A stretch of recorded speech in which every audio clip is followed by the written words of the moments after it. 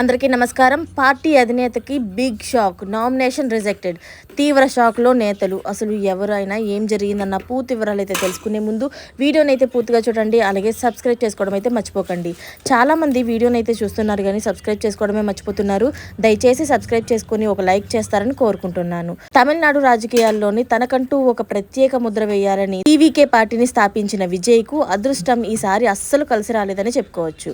ప్రతిష్టాత్మకమైన ఎడపడి నియోజకవర్గంలో పోటీ చేసి తన సత్తా చాటాలని ఆశించిన దళపతికి నామినేషన్ల పర్వంలో అయితే చుక్కెదురయ్యింది. తన అభ్యర్థి అరుణ్ కుమార్ నామినేషన్ తిరస్కరణకు గురి కావడమే కాకుండా ఆయన అదృశ్యం కావడం కూడా విజయ్ అభిమానులనైతే పార్టీ శ్రేణులను కూడా షాక్ గురి చేసింది. రాజకీయాల్లోకి రావడం ఒక ఎత్తు అయితే అక్కడి క్లిష్టమైన నిబంధనలను అర్థం చేసుకోవడం మరో ఎత్తు. కనీసం 10 మంది ప్రతిపాదనలకు సంతకాలు ఉండాలనే చిన్న నియమాన్ని కూడా పాటించకపోవడంతో ఎడపడి టీవీకే అభ్యర్థి అరుణ్ కుమార్ నామినేషన్ విరిగిపోయింది. అంటే ఎన్నికల యుద్ధం భూమిలోని కత్తి పట్టుకోకుండానే విజయ్ సైన్యం ఓటమిని అంగీకరించినట్లు అయ్యింది. ప్రత్యామ్నాయ అభ్యర్థి నిత్య నామినేషన్ కూడా ఇదే కారణంతో రిజెక్ట్ కావడం పార్టీలోని అజాగ్రత్తను ఎత్తి చూపుతుంది.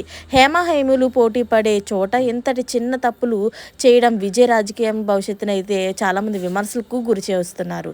అయితే అభ్యర్థి అరుణ్ కుమార్ మాయం కావడంతో ఈ కథలోని అసలైన ట్విస్ట్, అలాగే నామినేషన్ల పరిశీలన సమయంలో ఆయన కనిపించకపోవడంతో ప్రత్యర్థి పార్టీల వారు కిడ్నాప్ చేశారంటూ టీవీకే కార్యకర్తలు రోడ్లపైకి వచ్చి ఆందోళనలు చేపట్టారు. సినిమాటిక్ స్టైల్లోని జరిగిన ఈ అదృశ్యం వెనుక రాజకీయ కుట్ర ఉందా, లేక నామినేషన్ రిజెక్ట్ అవుతుందని తెలిసి అభ్యర్థి తప్పుకున్నారా అన్నది ఇప్పుడు మిస్టరీగా మారింది. అభ్యర్థిని కాపాడుకోలేకపోవడం విజయ్ లీడర్షిప్కు పరీక్షగా నిలుస్తుంది. మరి ఈ సినిమాటిక్ కిడ్నాప్ వెనుక ఎవరున్నారు అనేది మీకు అనిపిస్తుందో కామెంట్ రూపంలో తెలియజేసేయండి. Thanks for watching friends.